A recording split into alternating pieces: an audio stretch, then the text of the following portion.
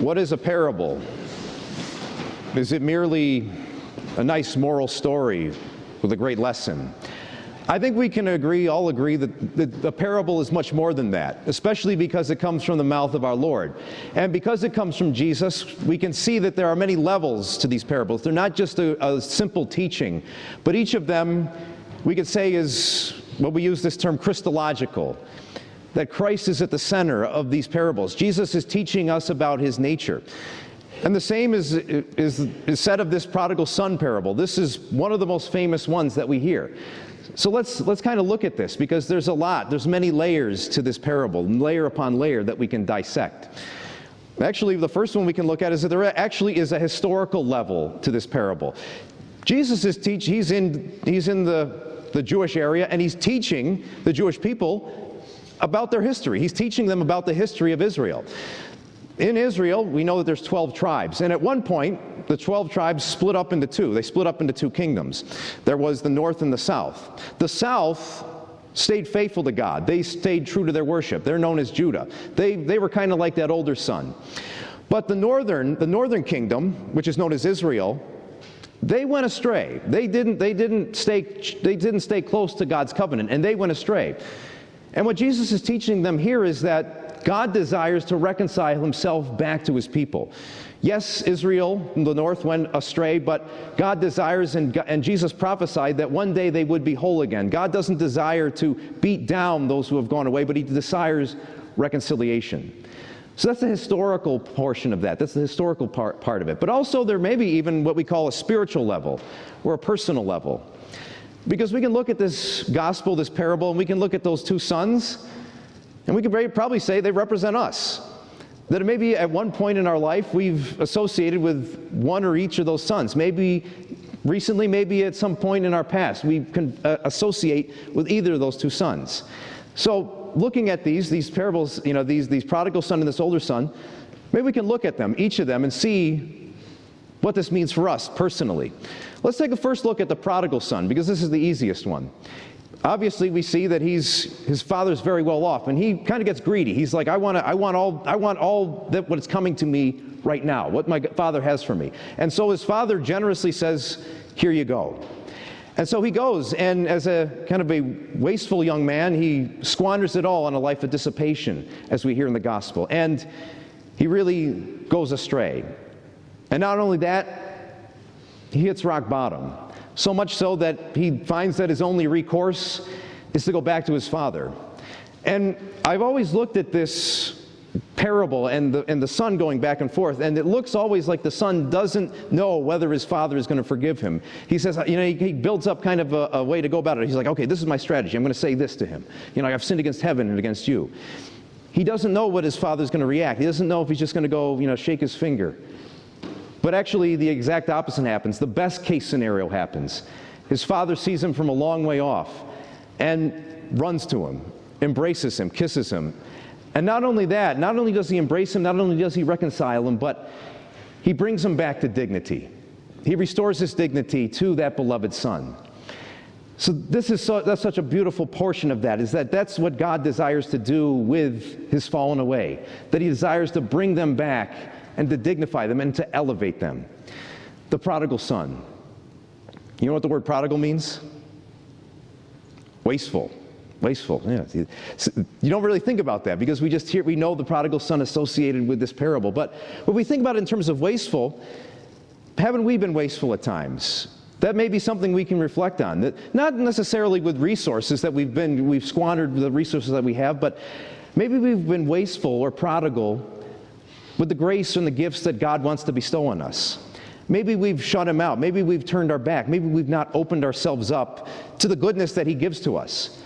And that's one thing to remember, maybe to think about it in our lives, especially this Lent, is to say to ourselves, are there any times when I've been wasteful? Have I been wasteful with the gifts and the graces that God has given to me? Because if we realize that, if we realize that we're closed off, maybe we can open ourselves up and to enjoy those graces and to really live a more fruitful life. But even then, the second part of that is if we have been wasteful, we can always look at that moral of the story with this prodigal son, is that even if we have been wasteful, if we go to the Lord with a contrite heart, we can be reminded and be assured of this, is that God desires to reconcile his children to himself. That he desires, even if we feel that we've done something beyond forgiveness, that he desires, just like that prodigal son, to elevate him and elevate us back to a greater dignity. So that's that prodigal son. He teaches us a lesson about that's what God's desire is for us, is to elevate and reconcile us back to himself.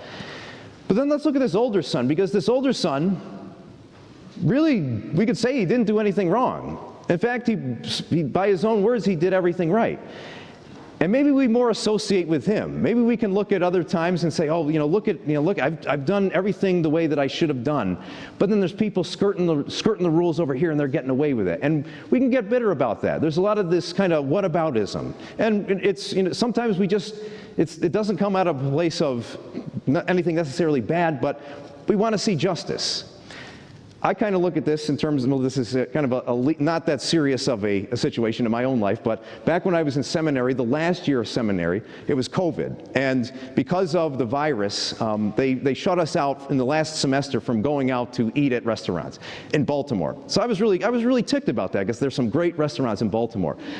So for 3 months, we were kind of in an embargo. We couldn't go out. We couldn't go out to eat. And we got to the end of the 3 months, about April, and everybody was we went out finally. And then I start to find out one by one that all my friends eventually yeah, we got so sick of it, we went out to Mama's on the Half Shell one night. And these other guys yeah, we went to Yama Sushi one night. We just couldn't take it. It was 3 months in. And I'm thinking to myself, I didn't go out once.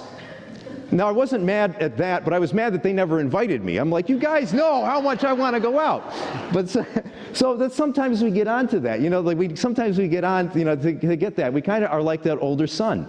But really Jesus is teaching us something so important here with the use of the son, because the son really is kind of focused on a transactional view of love and justice, kind of like tit for tat, or an eye for an eye.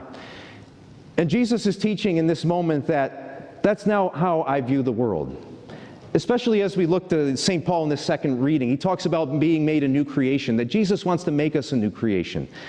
So God doesn't look at justice and love the way our world does, through maybe, eye for an eye, or transactional, or this swift justice. No, God doesn't view love and justice in a transactional way. He views it in a familiar way. He looks at us as beloved children.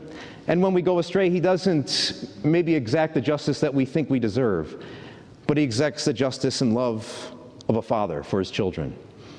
So maybe there's a deeper, even deeper level, and that really tells us maybe the Christological level, the level that Jesus operates at, is that this gospel, this parable, tells us that God looks at us like his beloved children, and his deepest desire is to be reconciled with us and to elevate us to a greater dignity.